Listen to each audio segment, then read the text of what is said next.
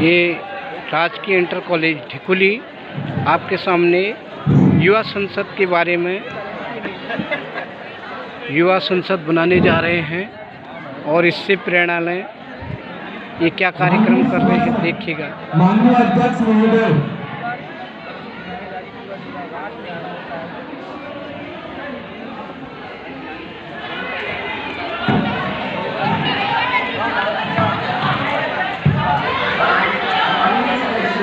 विकासखंड स्तरीय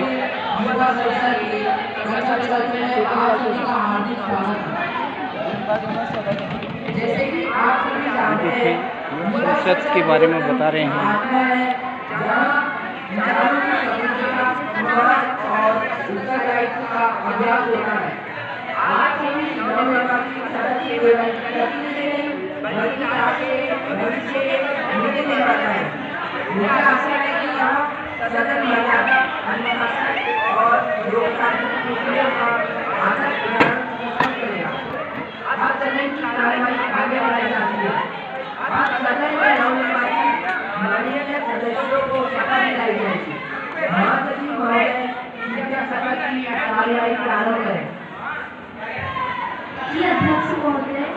माननीय अध्यक्ष महोदय, सर्वप्रथम मैं माननीय हेमा जी को जो अल्मोड़ा लोकसभा क्षेत्र से युवा सांसद के रूप में नवनिर्वाचित हुए हैं, शपथ ग्रहण करने के लिए आमंत्रित करती हूँ। माननीय हेमा जी, कृपया शपथ ग्रहण के लिए पधारें। आप शपथ देंगी या प्रतिज्ञा करेंगे? आप किस भाषा में शपथ ग्रहण करेंगे? मैं हेमा रावत ईश्वर की शपथ लेकर हूँ कि मैं विधि द्वारा स्थापित भारत के संविधान के प्रति सच्ची श्रद्धा और निष्ठा रखूंगी तथा देश की संप्रभुता और अखंडता को बनाए रखूंगी। जिस पद को मैं ग्रहण करने वाली हूँ, कर्तव्य का श्रद्धापूर्वक निर्वहन करूंगी।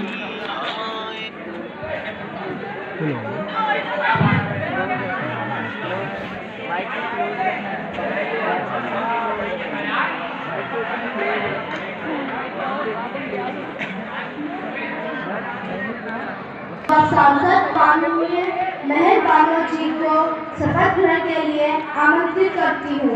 माननीय हेमा बानो जी, कृपया शपथ ग्रहण करने का प्रश्न करें।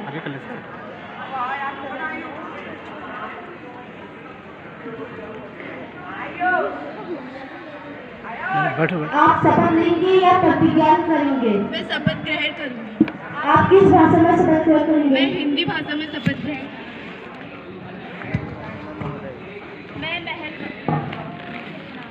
मैं महक बानो ईश्वर की शपथ लेती हूँ कि मैं विधि द्वारा स्थापित भारत के प्रति सच्ची श्रद्धा और निष्ठा रखूंगी तथा देश की संप्रभुता और अखंडता को बनाए रखूंगी।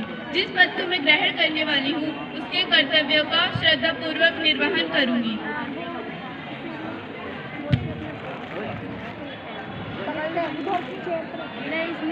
युवा सांसद प्रतियोगिता विकासखंड रामनगर ढिकुली के छात्रों द्वारा प्रस्तुत किया जा रहा है।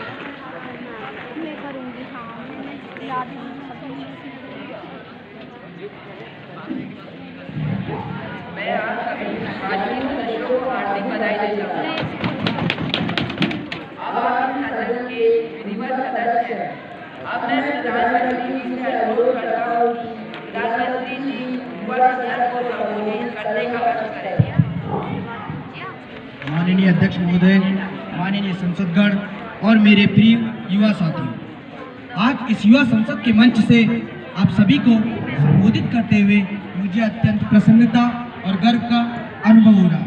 यह केवल एक अभ्यास नहीं, बल्कि भारत के लोकतांत्रिक भविष्य की प्रयोगशाला है।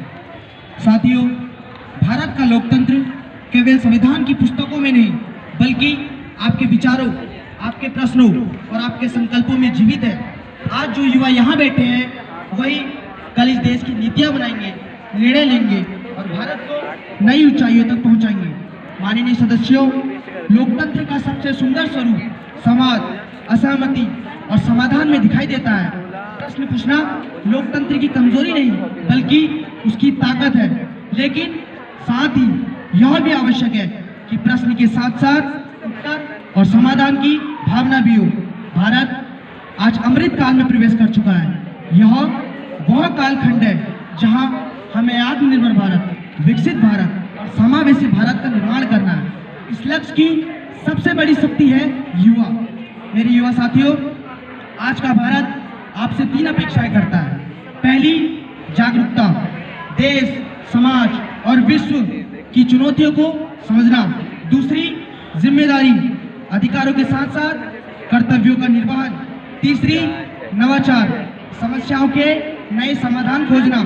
साथियों, आज देश जिन मुद्दों से जूझ रहा है, जैसे रोजगार, शिक्षा की गुणवत्ता, पर्यावरण संरक्षण, डिजिटल परिवर्तन और सामाजिक समरसता, इन सब का समाधान केवल सरकार से नहीं बल्कि समाज और युवाओं की साझेदारी से संभव है।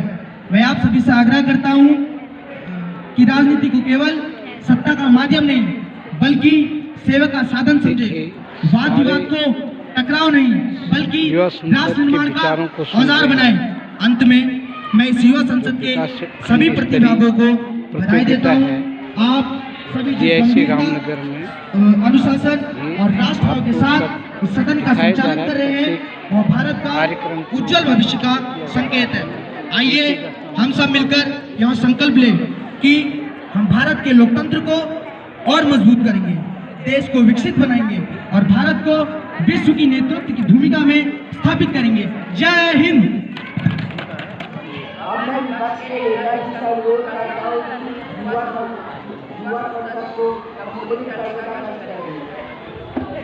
माननीय अध्यक्ष महोदय, माननीय प्रधानमंत्री जी और इस सदन के सम्मानित सदस्यगण, मैं आज विपक्ष के नेता के रूप में नहीं बल्कि एक जिम्मेदार लोकतांत्रिक प्रहरी के रूप में अपनी बात रखना चाहता हूँ। माननीय अध्यक्ष महोदय, लोकतंत्र की आत्मा केवल सत्ता पक्ष में नहीं बल्कि एक सजग और निर्भीक विपक्ष में भी बसती है। माननीय सदस्यों, सरकार ने विकास, आत्मनिर्भरता और अमृतकाल की बात कही है। विपक्ष इन लक्ष्यों का विरोध नहीं करता, लेकिन हमारा दायित्व है यह पूछना कि क्या विकास का लाभ पंक्ति में खड़े अंतिम व्यक्ति तक पहुंचा है? क्या आज देश के युवाओं को पर्याप्त और सम्मानजनक रोजगार मिल रहा है? क्या शिक्षा केवल डिग्री तक सीमित न रहकर चरित्र निर्माण और कौशल का माध्यम बन पाई है? माननीय अध्यक्ष महोदय, आज देश का युवा अन्य चुनौतियां भी झेल रहा है। महंगाई, बेरोजगारी, पर्यावरण संकट और सामाजिक असमानता जैसे मुद्दे देश के युवाओं के साथ सीधे जुड़े हुए हैं। विपक्ष का यह मानना है कि नीतियां तब सफल होती है जब नीचे से ऊपर की ओर आवाज सुनी जाए। योजनाएं तब प्रभावी होती है जब जमीनी सच्चाइयों से जुड़ी हो। माननीय सदन, हम सरकार से यह अपेक्षा रखते हैं कि युवाओं के लिए रोजगार सृजन को प्राथमिकता दी जाए, शिक्षा व्यवस्था कौशल आधारित और समावेशी बनाया जाए, लोकतांत्रिक संस्थाओं की स्वायत्तता और पारदर्शिता सुनिश्चित की जाए, संवाद की संस्कृति को प्रोत्साहित किया जाए, न कि असहमतियों को दबाया जाए। माननीय अध्यक्ष महोदय, विपक्ष नकारात्मक भूमिका निभाने के लिए नहीं होता, लेकिन हम आलोचना इसलिए करते हैं ताकि सुधार हो। हम प्रश्न इसलिए पूछते हैं ताकि व्यवस्था मजबूत हो। अंत में मैं इस युवा संसद के माध्यम से स्पष्ट करना चाहता हूं कि सरकार और विपक्ष दोनों का लक्ष्य एक है, राष्ट्र एक। मार्ग अलग हो सकते हैं लेकिन मंजिल एक ही है, एक मजबूत, समावेशी और न्यायपूर्ण भारत। जय हिंद।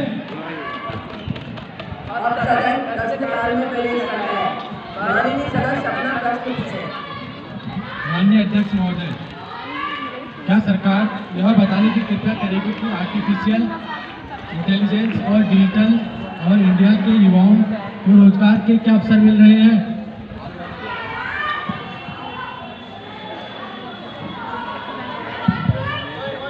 माननीय अध्यक्ष महोदय, सरकार ने AI मिशन, स्टार्टअप इंडिया और डिजिटल स्किलिंग कार्यक्रमों के माध्यम से लाखों युवाओं को टेक्निक प्रशिक्षण प्रदान किए हैं, जिससे रोजगार और स्वरोजगार के नए अवसर सृजित हुए हैं। क्या सरकार ग्रामीण युवाओं के लिए विशेष डिजिटल प्रशिक्षण की भी योजना बना रही है? जी हाँ, ग्रामीण डिजिटल साक्षरता अभियान के अंतर्गत पंचायत स्तर पर प्रशिक्षण केंद्र स्थापित किए जा रहे हैं। माननीय अध्यक्ष महोदय, देश में बढ़ते युवा बेरोजगारी को लेकर सरकार क्या ठोस कदम उठा रही है? सरकार ने स्टार्टअप फंडिंग मुद्रा योजना और स्किल इंडिया के माध्यम से युवाओं को आत्मनिर्भर बनाने पर विशेष ध्यान दिया है। क्या सरकार निजी क्षेत्र में रोजगार सृजन के लिए कोई बाध्यकारी नीति लगाएगी? सरकार उद्योगों के साथ साझेदारी कर रोजगार अनुकूल वातावरण तैयार कर रही है। माननीय अध्यक्ष महोदय, जलवायु परिवर्तन से निपटने हेतु युवाओं की भागीदारी बढ़ाने के लिए सरकार क्या कर रही है? राष्ट्रीय हरित युवा अभियान, सौर ऊर्जा परियोजना और पर्यावरण स्वयंसेवी कार्यक्रमों में युवाओं की सक्रिय भागीदारी सुनिश्चित की जा रही है। माननीय अध्यक्ष महोदय, मैं आपका ध्यान इस ओर खींचना चाहता हूं कि हमारे देश में गरीबी और महंगाई चरम सीमा पर है। आपके माध्यम से मैं वित्त मंत्री से पूछना चाहता हूं कि 2026 के बजट में आपने महंगाई और गरीबी को कम करने के लिए क्या उपाय किए हैं? हमारी सरकार ने महंगाई और गरीबी को कम करने के लिए सन 2026 के बजट में अनेक उपाय किए हैं। जैसे हमने कैंसर की 17 दवाइयों पर कस्टम ड्यूटी हटा दी है, जिससे दवाइयाँ सस्ती, और इसके अलावा 7 दुर्लभ बीमारियों के दवाइयों से भी सरकार ने ड्यूटी हटा दी है। सरकार ने electric vehicle, solar panel, green energy जैसे जुड़े हुए कुछ उपकरणों पर ड्यूटी कम की है। इसका लाभ सीधे सीधे आम उपभोक्ताओं और मरीजों को मिलेगा। आज की कार्रवाई में विचारों की परिपक्वता और लोकतांत्रिक मर्यादा का खुला देखने को मिला। मैं आशा करता हूँ कि आप सभी इसी जिम्मेदारी और संवेदनशीलता के साथ राष्ट्र निर्माण में योगदान देंगे। इसके साथ ही आज की यह की जाती है। ये ढिकली के बच्चों द्वारा प्रस्तुत किया गया युवा संसद विकासखंड स्तरीय प्रतियोगिता में और विकासखंड Ramnagar. Thank you for watching. Please like, share and subscribe.